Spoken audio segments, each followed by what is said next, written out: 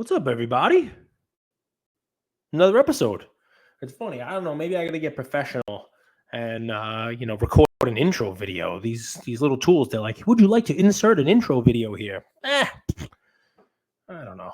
You guys want me to do an intro video, like fancy pantsy, do a little dancey something? I don't know. I mean, maybe I should do that. Maybe I get a little fancy intro video. I got some fun stuff to talk about today, guys. Great conversations all over the place. And a hobby wake-up call, man. I'm going to keep it short and sweet. Hopefully you get the same thing out of this that I get out of this, and we'll have some fun. Today's episode of The Hobby with Cage brought to you by Arena Club, brought to you by Bleecker Trading, and brought to you by My Slabs. That list will probably be expanding soon. Investors, possibly you. It's like Prestige Worldwide. It's a lot of fun. Anyway, let's get into it, right? Because we don't waste time. We don't, we bring you fun stuff to talk about. I'm going to get into the Star Jordan, but I'm going to get into how that's not the hobby. And I'm going to get into how all the stuff's not the hobby and how all the content that's out there is not the hobby and all the craziness is not the hobby. And how what I tell you isn't the hobby, isn't the hobby. Your hobby is something you got to do for yourself. You got to find it for yourself. I'm going to jump into it. We'll do the star stuff at the end, right? We'll talk about that again because I just had a great conversation with somebody, on Instagram DMs. And I'm like, I'm just going to talk about that conversation. I'm going to talk about it. There's passion on both sides. We'll get into that. But more importantly, because you can see from the title, Hobby Lessons from My Daughter. I picked the title before I even start recording. I'm sure maybe once in 167 episodes, I might have changed the title once or twice. But I try to stick with the title because I don't want to come on here and just be like, oh, let's talk about the hobby today and what's Tops now doing. And I actually want to have something to talk to you guys about, right? I do. I want to have, some value to the content, some reason to, to come on here and record content. And, that way it makes it valuable for you. Otherwise, we're both wasting our time. And I don't want to waste your time. People make content, waste your time with it. You're never coming back for it. And there's enough of that out there. If you want content that's going to waste your time, there's no shortage of it. Just walk down the street on the old YouTube. It's going to smack you in the face 47 times. Instagram. I have plenty of ways to waste your time. Anyway, I collect cards with my son. You guys know this. I go to shows with my son. We were at a show on Sunday. We try to do at least one show a month. There's another show coming up in a week and a half around the corner from my house. First time at this location. We may even set up table $60. How do you not do that? I'll bring $1 box. And even if I spend my $60 and, hand out cards to kids, Malik Neighbors, rookies from Bowman University for the Giant fans and, Aaron Rodgers Jet cards and whatnot for the Jet fan kids, I could just give them out because otherwise I would just be throwing them in the garbage, base cards and, some other nice stuff I got. Ian and I open boxes every week and I have a ton of cards that, you can't grade. I don't think they're worth putting into a Com C or something like that. Or an auction house like a My Slabs, not really worth grading. They're this kind of this happy middle where it's like, what do I do with this card? All right, well, I could bring it to a show, put it in a $1 box, and if it doesn't sell, give it to a kid. There you go, boom, boom, boom. So anyway, Ian and I open cards a lot, and we've gotten into an interesting thing. You've heard me talk about this, where it's like it's become gambling and it's become crazy, and I try to toe the line with him of, are we going to buy a box of cards this week, or are we going to invest in stock? And some weeks we buy cards. Some weeks we get Wemby autos, which is nice. Some weeks we buy boxes of cards and really get skunked. And it's usually in those weeks where I'm having conversations with him and with you guys about, is this the best place to put our money? He bought a bunch of Google stock, a few weeks in a row worth of Google stock instead of buying cards. And the stock is up 10% over the last month from where he bought it. So he looks at his little Robinhood account and he's like, I'm up, like 11 or 12% so far in a month and a half. I tell him it's not that easy. Don't expect those kind of results every month. But by comparison, the average box he buys, he's not up 10% on it. He's not seeing positive money. So anyway, those are the conversations we have. And what's funny is I didn't realize how far removed from the fun of the hobby, the fun of collecting, the fun of cards that I used to have, because the hobby has changed. Cards have changed. The price of the boxes have changed. what you're looking for, the chases and all that other craziness that's in there has changed. And I wish I had the Moneyball music on in the background, boom, boom, boom, boom, where they have the streak going and, Billy Bean's walking up. Maybe some Field of Dreams in the background. So it's, the passion is gone. The long gone are the days where you could open up a pack of 1985 Tops as a Met fan, just hoping to pull the Dwight Gooden rookie, or hoping that you got a Kirby Puckett rookie card that you can then show the kids down the block. Look what I got. I got a Kirby Puckett rookie out of the pack. Or, hey, I got Mattingly's second-year card. Isn't this awesome? I'm a Mattingly fan. Long gone are the days where the 87 Tops pack that cost the change that you found inside your couch cushion, and you got the wood-bordered. Did I get a Wally Joyner Future Stars? Bo Jackson? Did I get Jose Canseco with the All-Star Cup? And you got it because you wanted that card. It changed back then. Beckett Magazine and values and up arrows and down arrows, and then you obviously you have chases and you name it now. It's funny because I've tried many times to get my daughter into collecting cards. I don't know if she has a problem with the gambling aspects of it, or it's not her thing. I've tried everything from Garbage Pail Kids to Harry Potter stuff when she was reading those books, and it almost seems kind of forced, right? And even Harry Potter stuff was expensive, and stickers, and it's like, what am I looking for? Sticker, who cares? Garbage Pail Kids. Anyway, earlier this year, she told me about I'm going to call it anime. I think it's an adult anime. I haven't watched it yet. I mean, I watched a little bit of it. It's probably something she shouldn't have been watching. She's 15. She's in high school sophomore. So I guess it's, she's adult enough. But the show is called Has Been Hotel. I have to be the first hobby podcast talking about Has Been Hotel. Now, why am I talking about it? Because it's on Amazon, and because I think they've been greenlit for not only a season 2, but a 3 and a 4. And there are, Broadway actors who sing in it. And it's sort of like, rock opera-y, but it's all animated. It's an anime kind of thing. I'm sure Bro Namath probably knows what it is. It's not exactly Dragon Ball Z, but it's, it's an animated adult cartoon. And last year she mentioned to me that there were cards for it. But of course, she told me about the cards well after they were released online. And the packs that were released for $6 each were selling for $50, $80, $100 a pack. Because they probably didn't make that many of them in the first series. And, it was tough to, gauge the interest on it. They probably didn't make that many. And then all of a sudden the show was popular and anyway, fast forward to June. In June, my daughter sends me a note that the website for this Has Been Hotel announced they're making a series 2 of their trading cards, and that the next day they would have packs available for a limited time until they sold out. So I went on and I bought 100 of them, $6 each, $600. Not even enough for a box of Prism. Now it's something I've spent on a random Friday with my son many, many times. We try not to spend that much every Friday, but $600, I've spent that on a couple boxes. You box of Score is almost $300 Score football now. So $600. I think the shipping was like $7 plus some tax, 6 and change, let's call it, for 100 packs. And never thought about it again. Well, they shipped and hit my house yesterday. My daughter came home. She studied for a test. She was finished. She ate some dinner. And I said, hey, I got something for you. And I brought the box up. And when I tell you, as close to how I felt when I walked around the corner from my house as a 10-year-old and went to Peddler's World, that was the name of the store, in Greenridge Plaza in Staten Island. The store was next to McDonald's. Parked my bike, went in the store and bought packs of cards, looking for the guys that I wanted to own, the guys who I was a fan of, so that I could take them and put them on my dresser next to my bed. Not in a penny sleeve or a top loader or a one touch, or not looking at them to grade. the same sort of emotion my daughter had, which is, it's pretty nuts. It's pretty crazy to see. She's not a card person, but she's a fan of the show.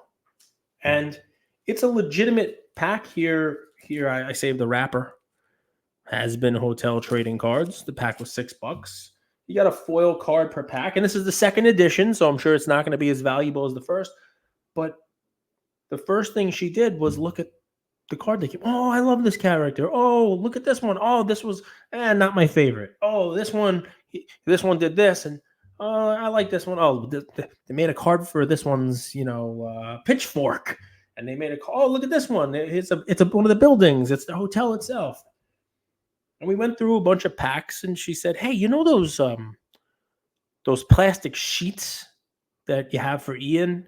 Do you have a couple of those for me?" Yeah. I said, "Why?" Well, we have enough packs. I think I went on my phone and I looked at it. There's only 50 cards in the set.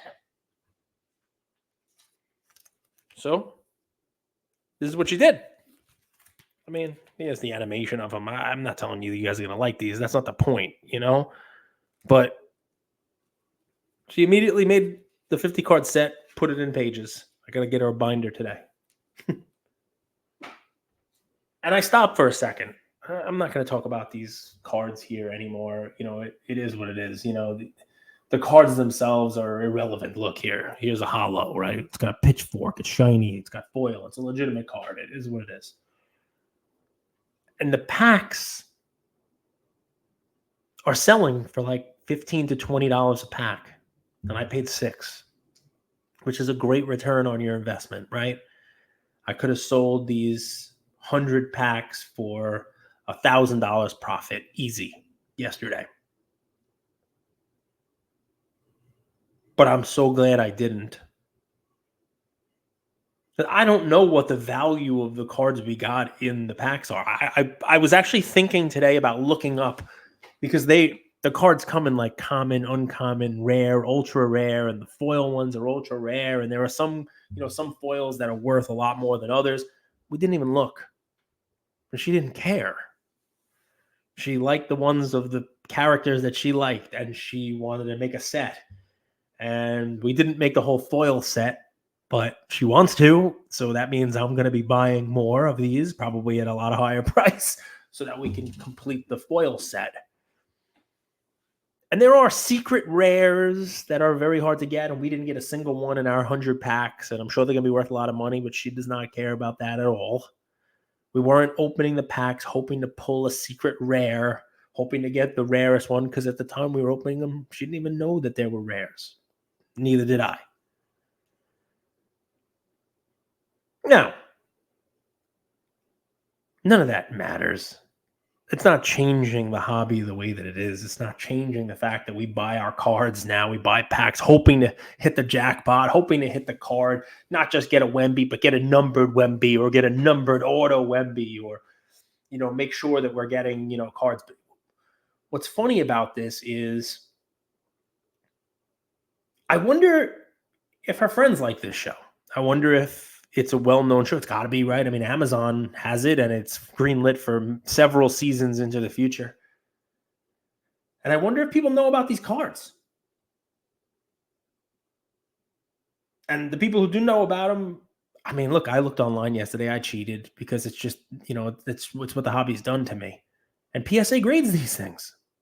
And there are PSA 10s available for the first edition ones for thousands of dollars on eBay. I don't know if people are buying them. Maybe they are. I'm probably not going to do that. But I guess if the show takes off, what you have here is something a little more organic.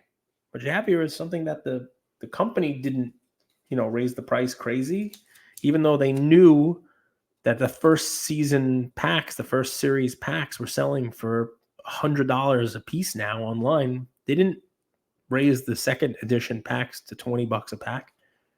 Then raised them to $15 a pack. They came out and sold them again for $6 so that the fans could get them. It's a cool thing. And I don't know what happens with this stuff. And I don't know why I'm even telling you guys about it. Because there's nothing we can do in the hobby to put the toothpaste back in the tube. Sure, Topps can come out and Panini can come out and make a release that's cheap. But you know how many times I've opened big league stuff and taken big league cards of even the stars, big league Ellies and big league Dominguez rookies. And I brought them to shows and I hand them to kids. And the kids have actually told me they don't want it. Who wants a big league card? No BS. An actual quote from a kid at a show. Who wants a big league? I don't want big league. Do you have any? You have any? You have any Prism? You have any Topps Chrome numbered? I mean, this is the way that the market is now. There's nothing wrong with it, right? I mean, this is just where it is. But I got to tell you, it was really fun for a day to step outside of that and open packs of cards with someone who was appreciating the cards, who was appreciating what the cards meant, a separate attachment to a show that she liked, the way that cards started off for kids in the 50s, flipping the cards, or for me in the 80s, I'm getting cards of people that I was watching on television and that I was a fan of, and I wasn't necessarily. I'm a couple years later, obviously we care how much they were worth, but it changed the cards themselves, and it's an eye-opening thing, right? Because really, at base, I think a couple of hobby celebrities would like to say that we don't love cards because they're worth money. The cards are worth money because we love them. And every once in a while, it's nice to remember that. I don't know what's going to happen to these cards, but I can tell you they didn't start off as huge items. They didn't start off as expensive items. But often those are the ones that turn out to be the ones that are worth money because people just want them to want them. And a funny little thing, I was opening these packs and looking at some of the dinged corners and the edges. My daughter just took 50 cards and put them in plastics. She was looking at which ones were centered or off-centered or which ones were gradable. Didn't care. She just wanted the cards. Not enough of that in the hobby the way it is now. Speaks a lot about the long-term value of the cards that are actually in the packs and how many people who are buying the cards actually want the cards. Anyway, so I'm gonna get off the soapbox because it's too much. It's too preachy today, but I'm in a preachy kind of mood because it was one of those experiences yesterday that I was not expecting. I was taken aback by it. It was a real fun couple of hours to kind of go down the road and really enjoy cards that were made to be enjoyed. And that's it's the best I can have. Should I spoil this with some Star Jordan talk? Should I spoil it with some Star Jordan talk? I don't know. We're 18 minutes in. I'll do 1 minute. Guys, I love the Star Jordan. I love it. I do. I love the Star Jordan. I've owned several of them. I sold a really nice one and made a lot of money. I also love the Fleer Jordan. And here's the thing. I'm going to summarize the fun. The people who are defending the card, likely the people who own the card, are defending it and want to say how rare it is. And that they compare it to the Fleer Jordan and say, look at how many nines there are. The thousands of nines. There's thousands of nines. There's hundreds of tens. When you get into the high grade of the Star, don't let someone tell you that 100 graded copies of a PSA 7 is not rare. Of course it's rare. Okay. Got no argument with that. Never have. The Star card will never have as many as the Fleer. There just weren't that many made. Even if you count the alleged fakes, it won't matter. If the actual print run is, thousands of them. And, some of them might have gotten thrown in the garbage. That's all fair. It's all great. But you know what? There's a difference between supply and demand. And outside of the people who are telling you the story of why the Star is great and underappreciated and all that other fun stuff, the part that they miss is that in the real world, if you were to plunk down to a basketball fan, to a hobby newcomer, to someone who is getting in the hobby, to a basketball fan, to a Michael Jordan fan, and you were to give a Fleer card and the Star card and say, you're allowed to have one of these. Conditions the same, values the same. Okay? Put them right in front of them.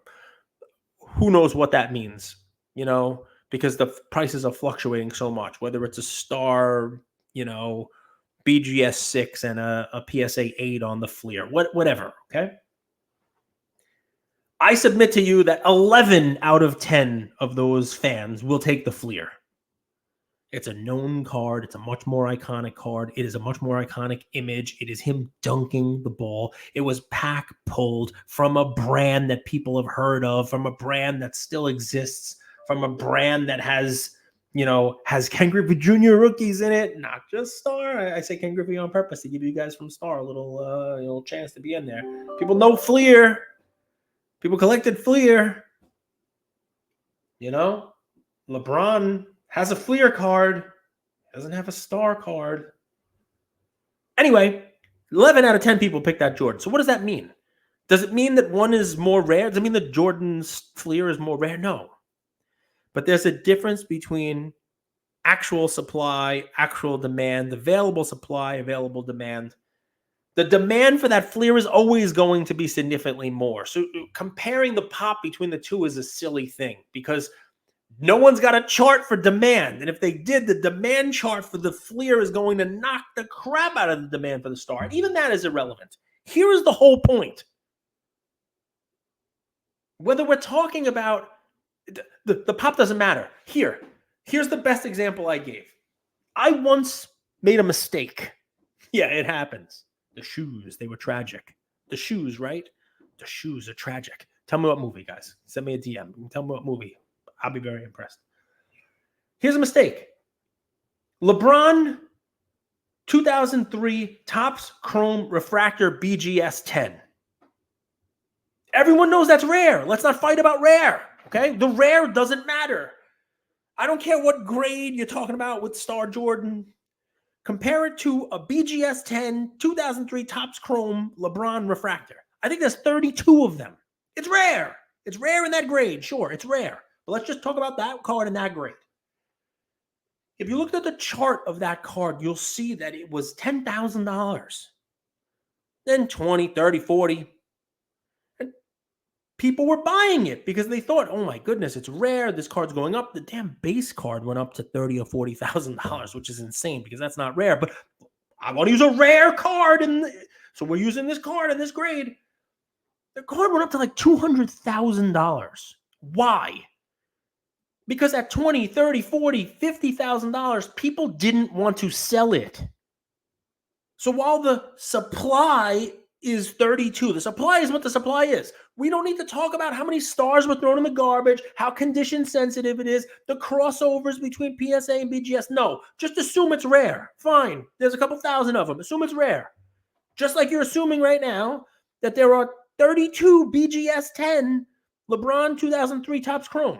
I don't know why this lesson is so tough, but stick with me.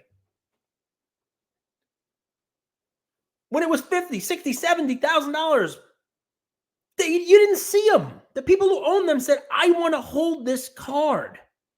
And more people wanted them. They saw the price going up. They saw people showing them up. They saw the base cards going up. And all of a sudden, people who wanted them had to pay more and more and more. And the price went to $200,000. Once it got over $100,000, all of a sudden, this rare card, and yes, it's rare. Trust me, it's rare. I get it. I'm not fighting you about rare. It's rare. Woo, medium rare. Well done. All of a sudden, this rare card was not rare anymore from a available supply perspective, meaning that because it ran so high so fast, organically or inorganically, does not matter, because the price went up so much, the people who held this said, I'm going to sell it. I'm putting it in auction. And every month for like a year, there was one available. And the price came down. Because even though the card is rare and the rarity of the card didn't change, stop fighting about rarity. You're right, it was too cheap here. And it got way too expensive too fast and came down. Did it come all the way back down to where it was? Did it come back to 10, 20, 30? It's $40,000 now. It was 20 before. It went from 20 to 200 and then back down to 40. That's all I'm saying about the star. Look around, look at every auction. The actual rarity of it is irrelevant. It was rare before it had a run up, and the available supply was non-existent. You didn't see it in auction. And because of that, when people wanted to buy it, the price exploded. Well, now with the price explosion, they're everywhere. It's in every weekly golden auction. There's another signed one. They just sold the signed one. There's another signed one. Forget about the regular ones. The signed ones are not even rare. They're coming in every auction. There's multiple copies from multiple grading companies in multiple slabs all over the place. And while that happens, you have to learn from history. Now you have a rare card, not fighting about rare, a rare card that is no longer rare from an available supply perspective. And when that happens, there's not enough demand to meet the available supply. The price comes down. I bring up the LeBron for a reason. You can say the same thing happened to the 86 Fleer. And trust me, I wish I sold it on that ride up. I had offers, but I didn't. And that's why I'm telling you this, because it's the same damn chart. Same thing with the Tom Brady tickets. It's the same thing. When it gets up here, all of them come out and then it comes back down. It won't go all the way back down. You guys take a victory lap. Everybody who had it in the beginning before it ran up and was talking about how it's not appreciated enough, you're right. But it gets to a point in this curve, it gets to a point in this chart where you have to understand that all the arguments you're making have come to fruition and then some. And now the people who held it are selling. Even the guys who were the most religious nuts about it sold the nines. You know, the guys who this was their church, the Church's Star, they sold. Guess what? So is everybody else. And the tough part is, and why I bring it up is, I thought I was finding a bottom on that LeBron that I just mentioned when I bought it at like $65,000. It wasn't a bottom. It bottomed in the 30s. And because of that, no, I don't hate the star, but I want you to learn. The Jordan Fleer, I owned it early. I didn't sell it high. I sold it on the back end. I made money. The Jordan Star, same thing. I owned one before 99% of the people who are shouting about Star now. And I made money on it. Did I sell it here? No. I just want you to know that if you're holding here, just look at some of the other charts. That's all. Just look at some of the charts of rarer cards. I mean, the champ ticket is out of 100, right? This LeBron in BGS 10 is, I mean, there are 30 of them. PSA 10s, there's not that many of them. Anyway, you understand what I'm saying, guys. That's all. This thing's been beaten to death. Jeremy Lee put a story out there yesterday that was like, I loved it. I reposted it because it started off with a whopper. And if you haven't looked at it, go check out his story because it's just, talk about like headline grabbing. Anyway, it's an interesting thing, guys, because the narrative on this is crazy. Go look at, Cardboard Chronicles post about, the population of the PSA 7. Go take a look on Card Ladder. Go look at wherever you get your numbers. Take a look at the pricing of the BGS 6, which is exactly the card I've been calling out, right? Take a look at the pricing of the BGS 6 over the last 30 days. And then tell me I'm wrong, because you can't. That's that, Well, this episode brought to you by Bleecker Trading. Got a cool Pokemon event coming up in their West Side location, October 14th. Brought to you by My Slabs. Auctions every Friday. Check them out. This Friday's auction's got a lot of cool stuff in it. And by Arena Club. You got slab packs available. And, some new sponsors coming soon. Guys, this was fun. I appreciate you spending some time with me. I will not run it over. It's almost a half an hour. If you want to refresh, those were Has Been Hotel. This was cool. I don't know, if your kids watch it or not, but it was a cool, fun, hobby evening for me with my daughter, which I haven't had many of, and that was pretty cool. What remains to be seen is that a one and done?